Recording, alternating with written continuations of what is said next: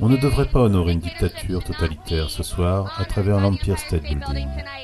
La décision d'honorer la Révolution rouge opérée en Chine a certainement dû rendre rouge de colère ses contestataires.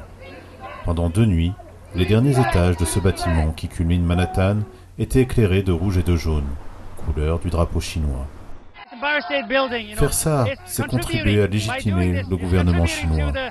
C'est seulement ce que souhaite le gouvernement chinois qui est prêt à payer pour ça. Ils sont en insécurité, ils savent que le monde entier est au courant des violations des droits de l'homme en Chine. Ainsi, ils cherchent à acheter leur légitimité. L'Empire State Building avait déjà revêtu la couleur rouge à l'occasion notamment de la journée mondiale du sida, ou pour certaines associations comme American Earth. Mais c'est la première fois que le building est éclairé pour honorer une révolution communiste. Ni l'Empire State Building, ni le consulat de Chine n'ont répondu aux appels des journalistes pour commenter cette décision. Le porte-parole du consulat chinois, Gao Wenqi, a assuré au journal Huffington Post qu'il s'agit d'une décision bilatérale après discussion entre le gratte-ciel et le consulat. Ce consulat a travaillé sur le sol des États-Unis et a incité à la haine des groupes comme le Falun Gong. Ce même consulat représente un régime qui a causé des centaines de millions de morts depuis sa prise de pouvoir il y a exactement 60 ans.